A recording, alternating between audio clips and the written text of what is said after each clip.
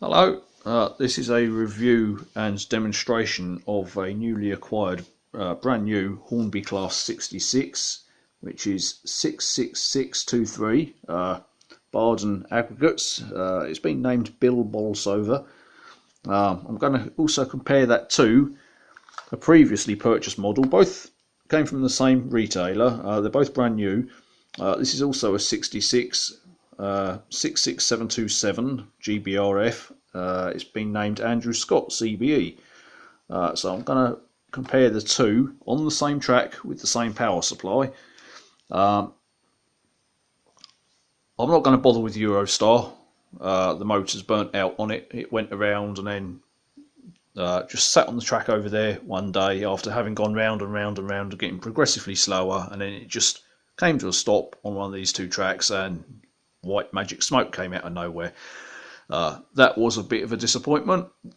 Wouldn't really expect that from a Hornby model, but there you go.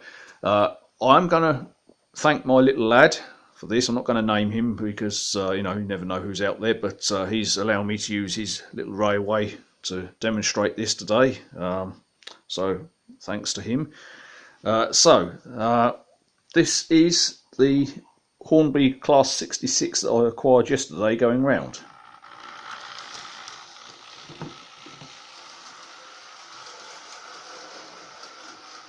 As you can see, it's slowing down quite dramatically there. It speeds up and starts to slow down quite dramatically again as it's coming round. It slows dramatically there. It's barely making it round just there now.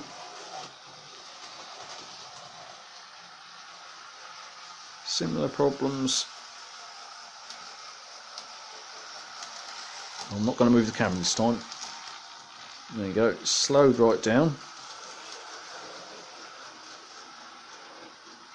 Struggling to make it round there.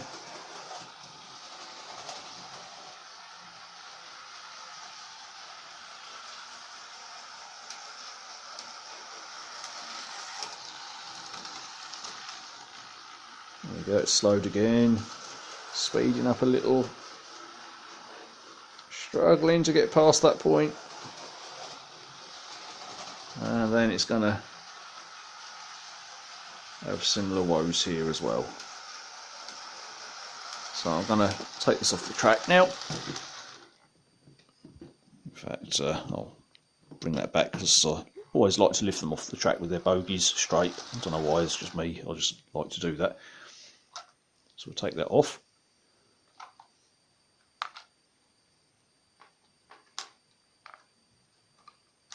I must say that these newer models, despite their faults, are actually easier to get on the track than that red Class 92, also by Hornby over there. That's quite difficult to get on and off the track for whatever reason.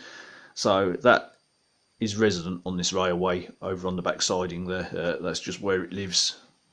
It's just easier like that, otherwise you have to struggle to get all the wheels lined up, and it's not easy considering these ones are. Anyway, let's watch this one go round. So this is Scott CBE. In fact, let me send that around the same way to give you the fair demonstration.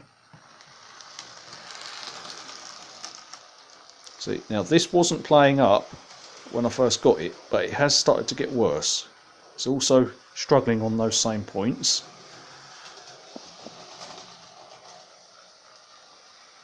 In fact, I think I'm going to end up sending this one back to Hornby as well, if I'm completely honest. Because it is getting worse and worse. And worse, as you can see.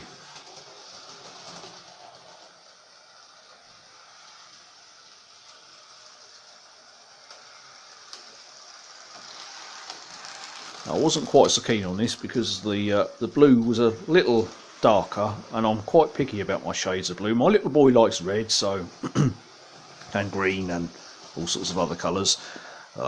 So we do get a nice variety, but I've always liked blue trains. I can't help it. It's just the way I am. It's kind of hardwired in my brain, I think.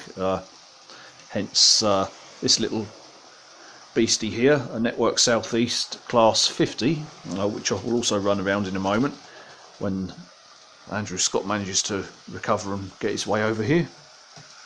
Now this has been run around at the same power setting on the controller, so it's gone around the same way. Right, so we've run that. This does still run, although the motor did go up. There's a little capacitor thing on it that went up in smoke, and it's never quite been the same. I suspect it might have a coil burnt out on its motor, so I'm not. It will still run, but I'm not overly impressed with it. And there's quite a few other people online complaining about the quality of that as well, considering it is Hornby and they are supposed to be our best brand, you know. Now I'm going to show you the red Schenker over there. So this is my little lad's pride and joy. He absolutely loves it. It's a Hornby Class 92. It runs around very, very smoothly in comparison.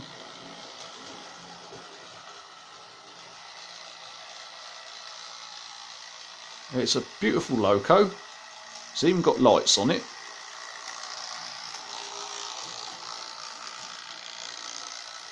And look at that, it just goes. And even on the spot where the other two were, it just carries on through. And then it continues around as well. It just runs, it's beautiful. It's a pain to get back on the track after you've lifted it off, but it keeps going. It's absolutely beautiful. It runs wonderfully, no trouble with it, never gives us any hassle except trying to put it back on the track. That's the only trouble you get out of that one. So I'm going to put that back in its siding to avoid that hassle of putting it back on the track, because yeah, it is a bit frustrating. So I'm just going to try and pop that back on the track. There is a point motor over there which sometimes is a little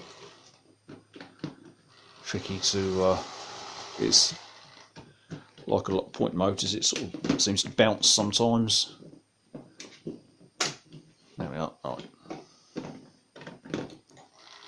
Pop that back in there. We'll forget about that one now. It doesn't exist now. It's just tucked out the way. Right. So you've seen both of my Class 62s. Now, obviously, I've had a chat with Hornby on the phone this morning with one of their tech people, and he's said himself that the tooling for both of these is Lima's old tooling. So basically, they've not really had to worry about the design and manufacture of the moulds and things. You know, that's already been done for them. And I will point out that they run the same way. They perform just the same whichever way round they're facing. So if you've got this bit and this bit both up this end or that end, they both you know, they're struggling to make it round a third radius, which is this. It's a nice big open radius compared to the second or first radius, so it shouldn't struggle really, but you know, they do. You've seen it yourself. On the same power setting, I'm quite surprised at how this one's degraded actually, but it has degraded and I'm a little bit disappointed. Now I'm going to show you an old school. This is a Lima model. Now Hornby now own Lima, because Lima obviously ran themselves into a bit of a pickle. They weren't making the best models either, let's face it. The engineering wasn't brilliant. Nice and easy to get on the track, as you've just seen. It runs for a Lima quite well. Now you are going to hear that familiar Lima motor in there. They obviously didn't make the best motors, but you know, it is what it is. It runs, it's reliable. It also has, I bought this second hand for a pretty good price actually, considering it was Network Southeast. I was really surprised to get hold of this for 32 quid. The wheels are dirty. I have not serviced this at all. I've done nothing to it. I did lubricate the gears a little bit, but I've not cleaned up the wheels. I've not touched the pickups or anything like that. So it is pretty much as I bought it, except it's just had a little bit of lubrication. So this one I do have to give it a little flick every now and then just to get the thing to go. So please don't be surprised by that. But here we go, and it's off. Look at that. It just goes. It crawls around, no troubles. This is a Lima. and we all know Lima did not have the best reputation for quality, but it just goes. Look at that, it's going. I mean, this thing must be a good 20, maybe 30 years old. There's no stopping it. It just runs. It's got 2 traction tyres on it. It's got one of Lima's, dodgy propulsion systems, and it just goes. It's a wonderful little engine. I love it to bits. I never actually saw any of these Class 50s as a child, so to me they look a bit strange, especially with a little bit over the cab that's on the end where the black roof is. To me they do look a bit strange. Bit old-fashioned actually, to be honest with you, but still better looking than a Deltic any day. Deltic, Deltas, whatever they were called, I really don't like the look of those. I can't fault it. Although the motor bogie, where it rubs against the chassis, it does rub them down quite dramatically. Can do. This one's in really, really good condition. It has been used, because you can see there's loads of grime and dirt on the wheels, but it's great. I love it. It's absolutely wonderful. Network Southeast, my favourite livery. There should be more of this around, because obviously there's not enough and it goes for really high prices, but because this was Lima, I got it for an absolute bargain price, and I can't fault it. I love it to bits. But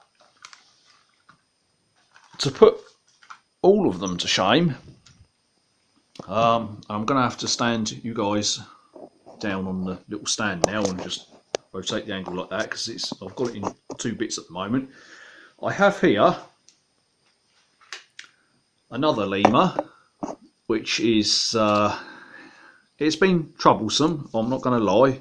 If you look down here, you can see just in there where my finger is, you can actually see where this bit of the motor bogie here, it's where the previous owners had it going around in a circle. It's actually worn this bit right through here, and so consequently, if it pushes the loco that way, as it pushes into a worn bit there that it's made over the years, it allows these gears here in there to then grind against the side of the chassis here, and you get this sound as it's going around sometimes.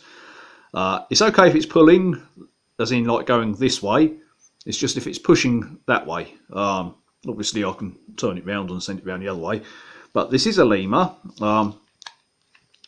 When I acquired it, it was in a far worse condition than the Class 50. All the wheels were absolutely filthy. I polished them up with a wire brush on a rotary tool, and that did that. I've had to tinker with the wiring at the back. What I did, I don't think you'll be able to see it, but I've introduced a little coil into this wire. I've also given it a third pickup. I've disconnected the pickup on the motor bogie. I couldn't be bothered, it was hassle. I figured I'll just have one good bogie on it, picks up.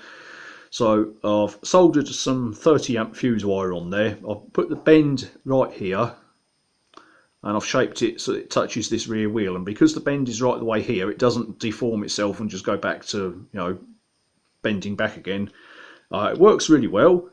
It is old. I had to have the motor apart. The big ring magnet inside it was loose and rattling around and making an awful noise, so I've super glued it back in place. Perhaps not my best bodge ever performed, but it's no longer noisy. The downside is I might have got it slightly off centre, and as the motor's rotating, I think it's sort of like touching and experiencing some drag, because ever since I've done that, it's no longer as fast as it used to be.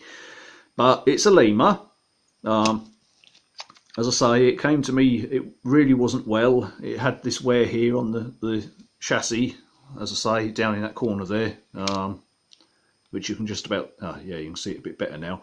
Where this round piece is, it's just been going round someone's track for years, and it's just worn itself away there, as it's, so if you're going to remove the motor bogie on your old Lima at any point, what I would say when you try to do it, instead of turning it that way, turn it this way maybe, because if you've already got a weak bit and it's already worn, as the top bit here, you sort of pull it forwards and then try to ease it out. If you do any more damage to it, when your motor is pushing your loco, it will actually push these gears away from the chassis.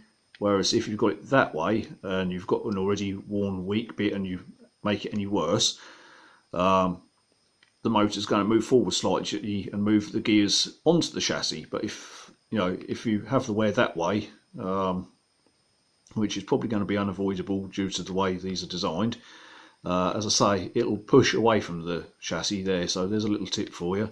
As I say, I've also disconnected the wire for the pickups on here. It was absolutely useless. When I had this bogie apart, I did solder an extra bit of fuse wire inside here, and again formed a little spring shape, so it actually touches the axle on this inner set of wheels as well.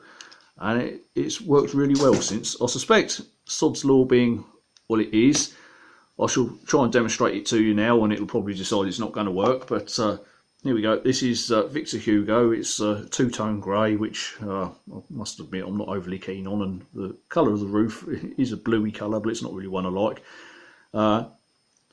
Never liked the look of it, although it does have a more modern body shell. But again, it was super cheap at the time, and my little boy only had 2 carriages just to push along a bit of track. So because it was that cheap, I thought, we'll have that. As I say, I've had to do a lot of work on it, but it runs. It's it's good now. I will have to give this some extra juice from the controller just to get it to go at the same speed. So forgive it. Like I say, I did glue the magnet in on the motor. That has kind of affected it, but despite the fact both traction tyres are missing, and this thing has managed to pull 28 carriages behind it on one traction tyre. And when I say that, it was going round, and literally the end of the train would be about this far from the loco itself. So it was basically following its own tail around on a 6x4 layout. That took some doing, but this little Lima is incredibly strong, or was when it had its traction tyre. Anyway, so here we go. I'm gonna send it round now. So this is about the same speed as the 66s were going round.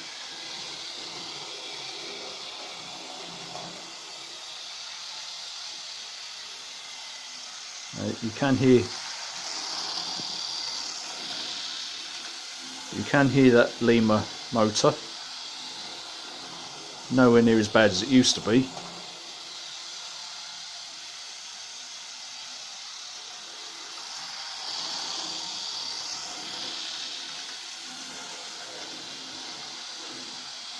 And as you can see, it goes around those third radius curves beautifully. And it's a Lima. Lima. That's right, this thing must be a good 20 or 30 years old.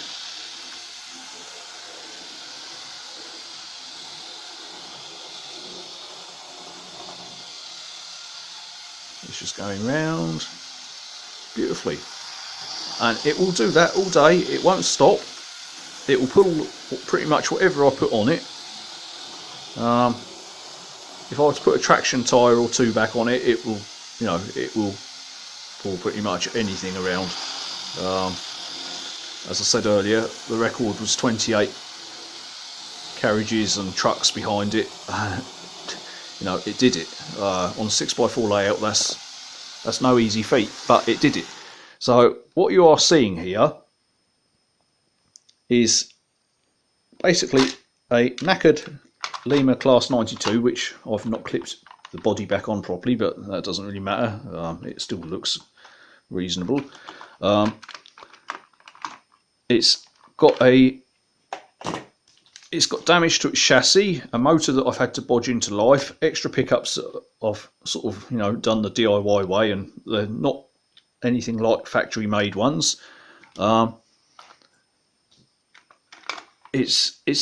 It wasn't well made by Lima when they made it, but ironically it's become the most reliable of everything we've got on our little railway here. Well, I say ours, it's really my son's, but he lets me use it to have my bit of fun as well with trains. I mean, who doesn't love trains, right?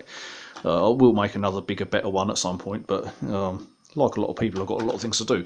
So Lima, great, good runner, will pull anything, even without traction tyres, but with traction tyres, I mean, it will literally pull itself right the way round, right in front of itself. Another Lima, also very reliable. I haven't serviced it, so it could run a little better, but it's been very, very good. And people like to slate Limas. As I say, I've not done any servicing to this, but and it must be knocking on age-wise. no servicing, runs well. Hornby, not great. Went around, started getting slower and slower and slower. Stopped, let out some white smoke. Disappointing, but to be fair, it looks great. It's not the only Eurostar we have. We do have the previous livery up there as well. Hornby Class 66, you've seen it. You've seen how it gets slower and slower. Some poor soul has had their name put on this, which, I feel for them, if I'm honest with you. I wouldn't want my name on a Hornby loco that doesn't go round properly and starts getting sluggish and wanting to stop and things like that.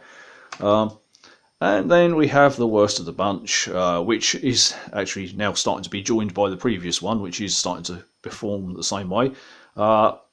Much nicer shade of blue. I love that to bits, but this is going back under warranty, and I suspect it will be followed by Andrew Scott as well. They are not good performing locos. They look nice. I can't fault them in that respect. If you want to pay out 70, 80 quid and just stick it on a shelf to look at on a rainy day, great, go for it. Hornby are gonna, as their latest TV advert on the Yesterday Freeview channel says, they're selling people happiness, and if you want that on your shelf and that makes you happy just to look at but not use, great, thumbs up. If you want to run it and watch it go round, and you've got a railway with third radius, you might be disappointed, I'm really sorry to say. Second radius, yeah, it can manage it, but again, similar issues. What I've also found is that this one will clear the crossover points well. Both directions, it's fine. This one, yeah, it comes back in round this way and then shorts something somewhere. I'm not taking it apart. It's under, it's still got a warranty with Hornby. I don't need this hassle, but it comes over these points and it does short something somewhere. They're both the same. Hornby have told me on the phone this morning that these were made with the Lima tooling, which obviously, they haven't even had the real expensive redesigning and all the rest of it. They've just chucked it through the moulds and, it's come out kind of thing. They've had to colour it and basically that's it, job done. They might have had to redesign the motor unit in there, I don't know, but they've had a lot of it pre-done for them by Lima, basically. So I suspect they have tinkered with the pickups and the motor, because obviously they're not as reliable as true Limas, which there's two here. Not as reliable as their Class 92, but for whatever reason, these two they look great, but their performance is pretty shocking, if I'm honest with you. In fact, I'd go as far as to say dire. I'm really disappointed. I think I paid £75 a piece for them, so it's what, 150 quid for the pair, which some people might say, hey, I paid £150 for my Hattons or Bachmann, and fair play to you. You've bought a premium one. That's great. You could argue that these are budget items, but £75. Let's be realistic about this, shall we, guys? So £75. You're not going to earn in an hour. You're going to have to work several hours and pay tax and all the rest of it to earn that £75. So that £75 is hard-earned money. Yeah, you've had to work, a good few hours to earn that money. No matter what you do, you might be a builder or an accountant, a solicitor, whatever. You might work on a minimum wage. Doing fast food or whatever, but whatever you're doing, you've had to work several hours to earn that money, unless you're incredibly lucky and you earn hundreds or thousands an hour, which is incredibly rare. So it may be cheaper than a premium model, but it should still do the very basic thing of running and run reliably. It might not have lights, okay, I mean that's lacking, and considering Hornby have already had the tooling supplied ready made for them, fitting some lights wouldn't have been a big obstacle. I mean, they could have done that, couldn't they, really? But fair enough. It's not the same price as some of the premium locos, but it should still run. It's like you buy a mountain bike for 100 quid, and someone else might buy a mountain bike that's cost them £2,000. That mountain bike for £100 should still have a handlebar, a set of pedals, and a wheel and a chain. You know, it should still go forwards and make you move faster than walking. It might not come with all the premium features of an expensive model, like a super light frame and a seat that pops up when you pull the lever for you and automatically adjusts and all the rest of it. It might not have all that, but it should still do the basic function of A to B. That's the same with these. They're not premium priced models, but £70 to £80, that's still, you know, quite a substantial amount of money to pay out on a bit of plastic with a motor. It should still go backwards and forwards along a bit of track relatively smoothly. We're not talking about radio control here. There's no fancy radio circuitry, you know, and engineers needed to design, you know, RF circuitry and, you know, obey all the laws and all the rest of it. You know, in comparison, these are quite simple. They've just got to run along two little bits of metal and just continue running. And these, they can't do it reliably.